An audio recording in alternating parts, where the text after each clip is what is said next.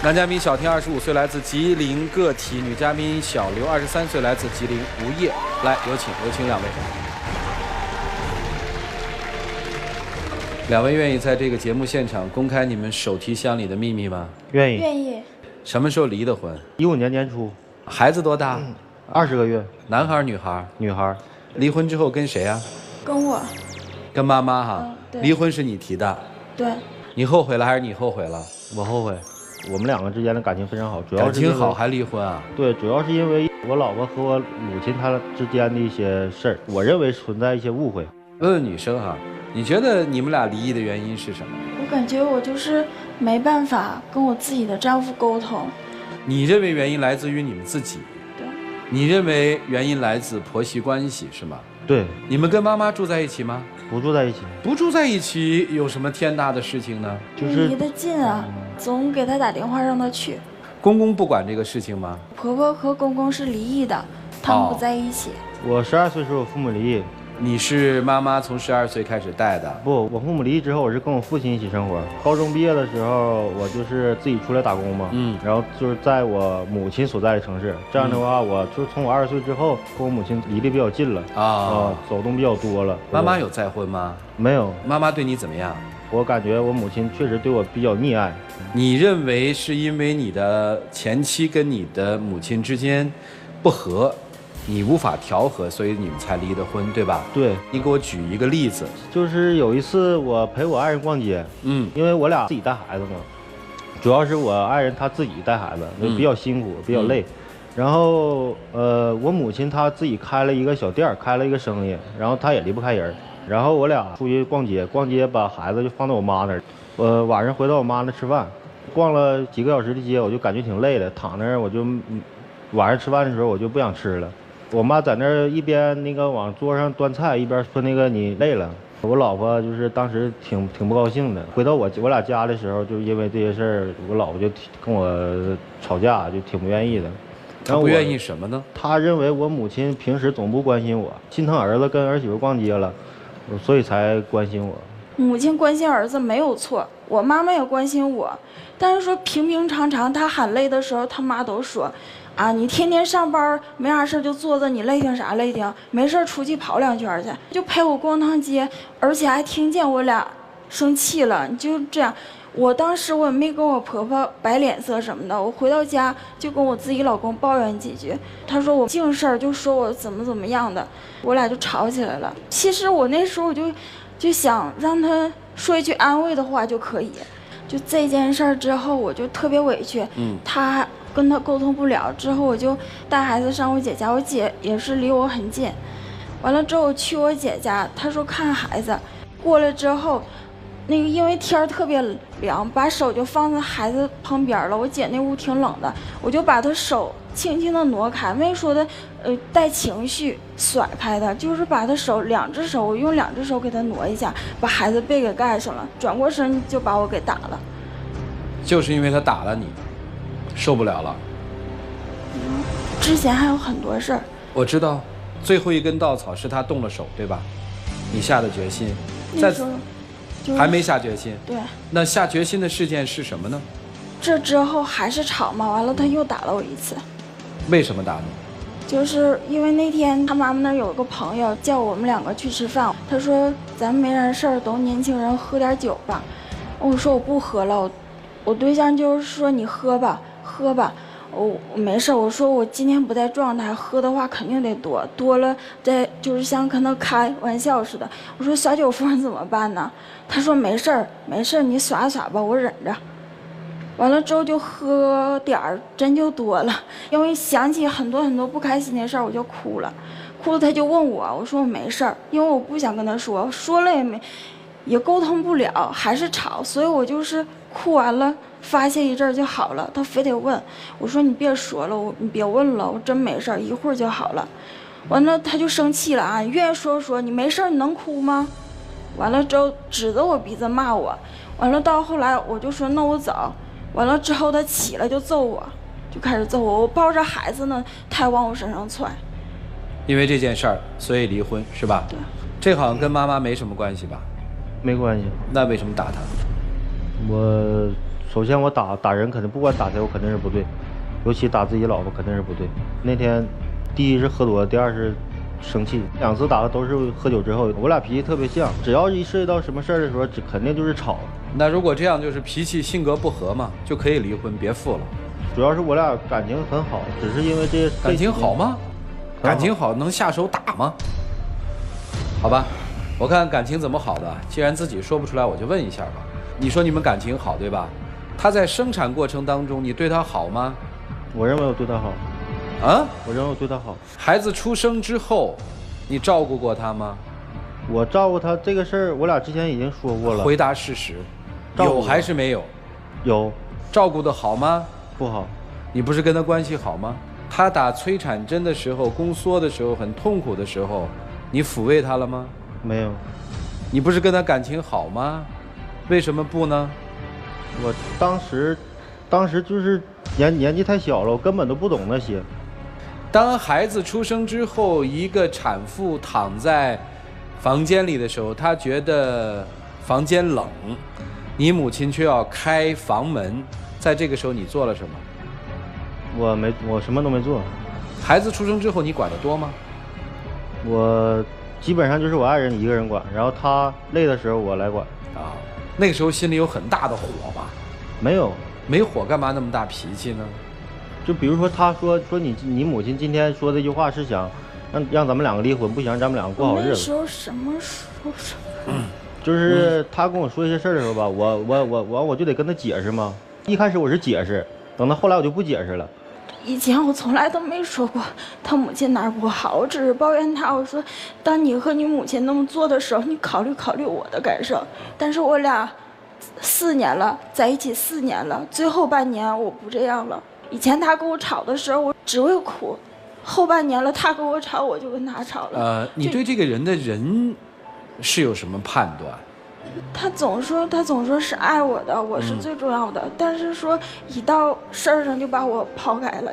你离婚之后，你母亲是什么态度？他一开始生气，说实话，他是一开始生气。后来他就是劝我不要离婚啊。他生气在哪儿？他说对我们两个都挺认可的，也都挺好的。他认为他也付出了，不但没得到回报完，反而现在就是怨恨啊。他生气到这儿就是好。对咱们两个认可，总在你面儿说这个把媳妇儿给打老实了，那个把媳妇儿给打老实了。他就是家里边平时说话唠嗑一些，他别的事儿也说过。他认可我怀孕的时候，他总在我面前说：“哎呀，这个女孩对公婆好，那个女孩对公婆好。”你父母离婚的原因是什么？你知道吗？原因就是总打架，也是打架。对，感情也还好。感情不好。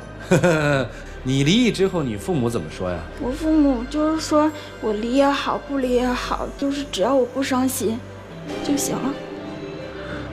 后悔吗？打他？后悔。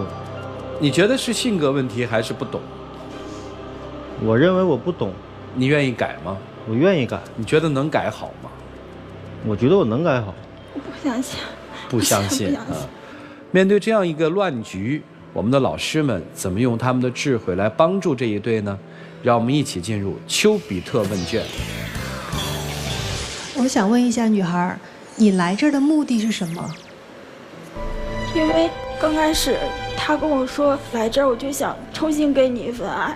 完了之后，我俩这段时间在一起的时候，我就感觉不到。你俩现在又在一起了？对，就是打算来这之前，以及又在一起过了一段时间，但是我感觉不出来。又过了多久？十几天，十几天。就你俩又相当于又重新住在一起，过了十几天。然后你说你还感觉不到什么？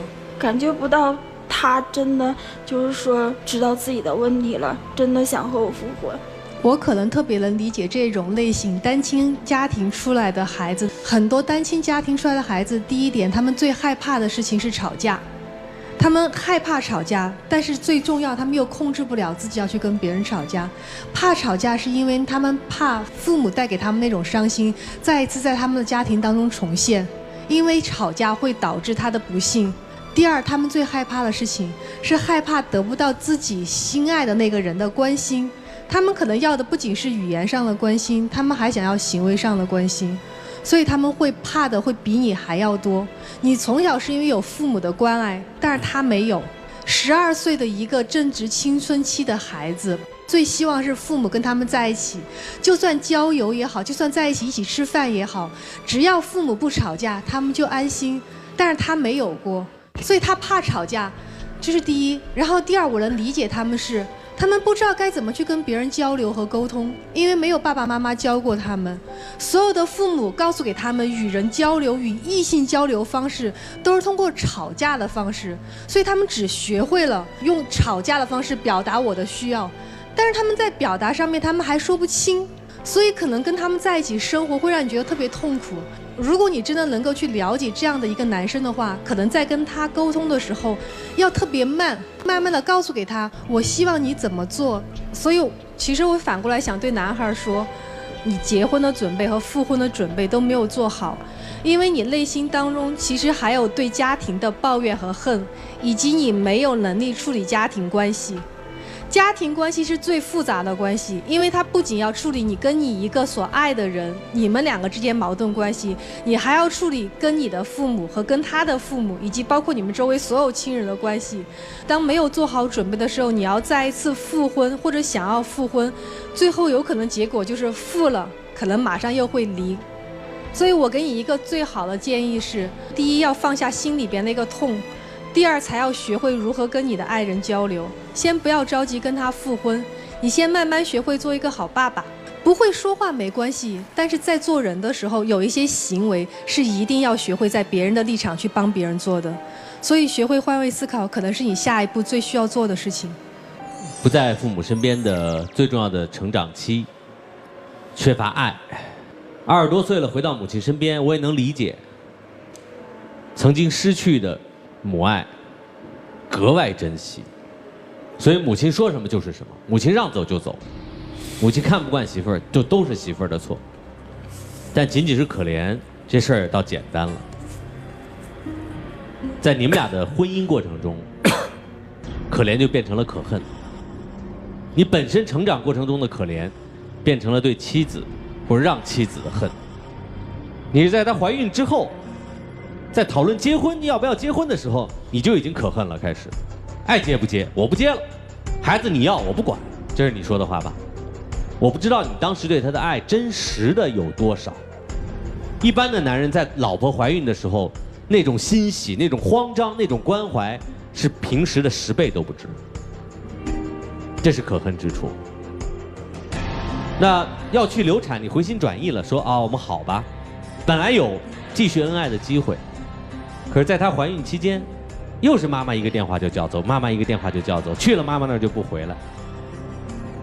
一般的男人，或者我告诉你，正常的男人怎样，守在老婆身边，嘘寒问暖，生怕她有点意外。更别说你太太有先期流产的征兆，7个多月的时候，对吗？还是妈妈叫了就不回来了，这太可恨了。老婆大着肚子，有可能要流产，去妈那儿不管了。逃避，那意思就是留就留吧，好像这个孩子跟你半分钱关系没有，2条人命跟你半分钱关系没有。要生是顺产还剖腹产的时候，医生建议要剖腹产，也是为了他的好，为了母子平安。这个时候，你居然还顺着妈妈的意思，不行，得顺产，你懂个屁呀！妈妈的旨意就大过2条人命啊！你的主见呢？你的爱在哪儿啊？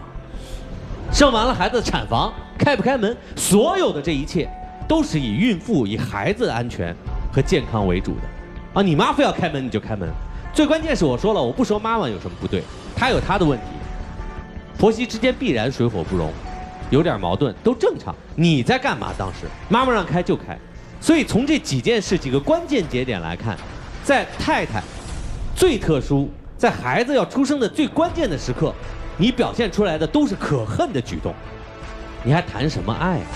女孩很简单啊，你跟你婆婆之间的矛盾，我说了，我不在这儿讨论，老人家不管他怎么样，他是长辈，对不对？最关键的，您的这位老公，一没做好丈夫的责任，二没做好爸爸的责任，当儿子其实也没当好，儿子应该让妈妈省心，让妈妈和自己的儿媳妇和谐相处，你这3个角色没有一个扮演好。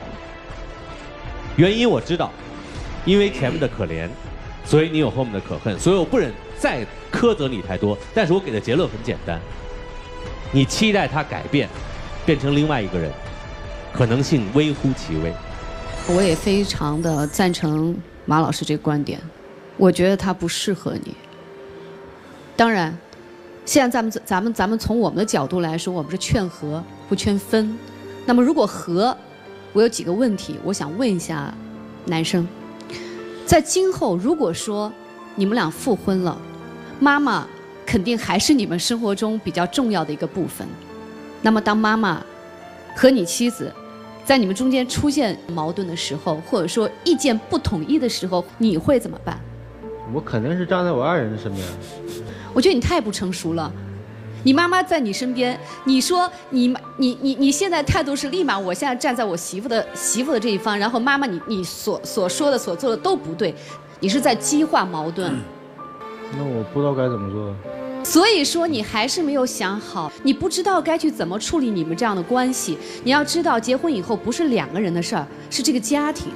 你怎么去圆滑的去处理好，去安抚好你母亲，安抚好你太太。这个非常重要，这是一个学问。我觉得你如果说这一关你要是自己没想明白、没学会的话，你即便是复婚，我告诉你，你还会再离的。老师，我插一句行吗？老师啊，我这个事儿，我就在我心里边憋挺长时间了。什么？就是我认为挺重要个事儿。比如说我俩昨天吵了架，然后今天我给他脸色不好看了，然后正好这个时候我妈给我打了个电话。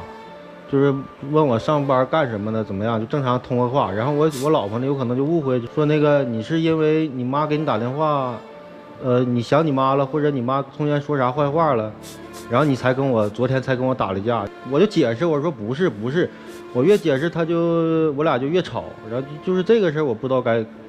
来，我抢答一下，不好意思，我跟我老婆吵架就不存在第2天脸色不好的这个问题。头天晚上睡觉前早就赔礼道歉了，把他哄高兴了。不是，就是昨天的，我也是昨天就当天的事。不是，老师现在在教你怎么做。当日毕，哪有那么多气留到后天、明天生的呀？方法多的很。我这话我必须得说，老师。你说了，我们听到了。行，我交给你就一句话，你妈打电话，你可以不接，当着她的面把电话挂掉，然后出去给你妈回过去，不就完了吗？你傻呀？你知道她在乎，你还来这劲儿，还不停的问。这姑娘其实不错。就是爱上了一个那种混小子，有性格的混小子，还死心塌地的，不到实在忍受不了，人家也不走这一步。3个重要的问题，刀刀致命。他是个学徒工，你不是个高手，外面还有一个捣乱的师傅。通常失败的婚姻会经过3个层面，第一个层面，艺术层面；第2个层面，技术层面，第3个层面魔术层面。第1个层面艺术层面，这个几乎不需要学，是每个人爱情的本能。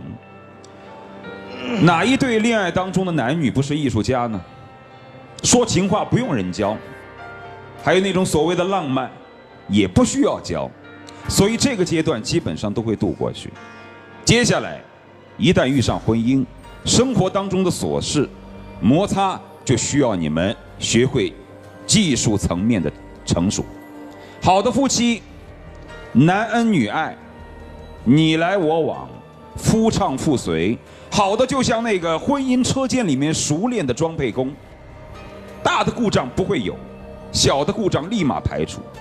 婚姻层面的技术炉火纯青，这才能够会有好的婚姻。但是他没有这样的老师教会的，他没有学会，本来没关系。如果找一个技术高超的师傅，他或许可以跟着他学。比如说你，如果你是一个情商很高，或者是有一定的这种技术经验的，或者是领悟能力很高的师傅，你带着他，有一些问题一样可以解决。但是你也不是，你很年轻，这不是你的错。但关键是你不是也就算了，夫妻双方慢慢的摸索就可以，偏偏外面还有个捣乱的师傅。所以我所说的这3个问题刀刀致命，其实你们俩都很痛苦。但是你说如果真的要去解决，真的很难解决。他学这个事儿不是一时半会儿学得会的，而你呢也不懂得去教，你们只越过了那个艺术层面，却从来没有想到后面的举步维艰。你没有想到，其实在这个生活当中，他会有这么幼稚，你有那么多东西没有学会。所以，如果是我的建议来说，我也觉得不适合，真的不适合。即便母亲离开，这个男生你要教会他，也要花太长的时间。我觉得不适合。当然，你可以选择尝试一下，但是如果这一尝试的话，那时间成本和你的耐力的付出，是你不可预知的。而且你现在还有孩子，我的意见就是这样。好，谢谢涂老师。从朋友的层面来说呢，其实还是挺希望你们能在一起的，因为你还能感觉到，这小子虽然那个吧，但是还有一些爱，不是人性上的恶和坏，我只是不会，那是要学的。所以冷静下来想一想，你仔细想一想，你为什么要复婚？就是要一个所谓的完整吗？如果仅仅是那样，我建议你算了吧，自己去考虑吧。千万不要学会恨，即使他不跟你复婚，也不要恨。好了，接下来把时间留给他们自己，一起进入柔顺拉芳黄金60秒。现场牵手成功的嘉宾将会获得由不弄暴龙眼镜提供的情侣太阳镜。来，小伙子，听老师们说这么多，我感觉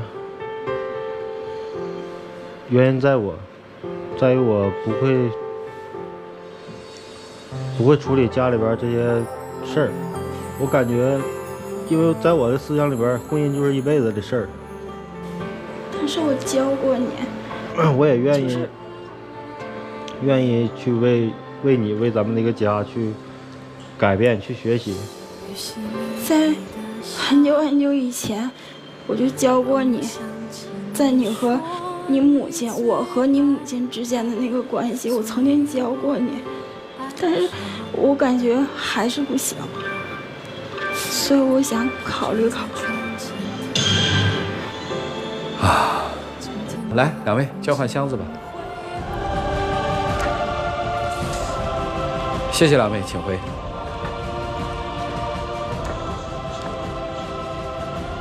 请关门。接下来我们看他们自己的选择。5、4、3、2，开门。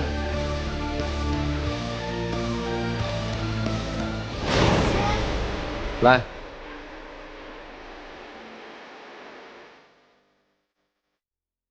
虽然人没出来，但是并不代表绝望。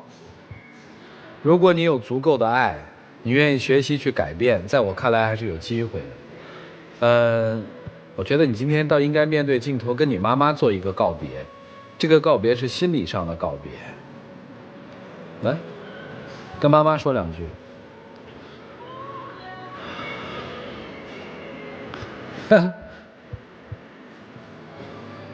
难吧？来，来，这都说不出来，这没什么呀。慢慢学习吧，其实特别容易。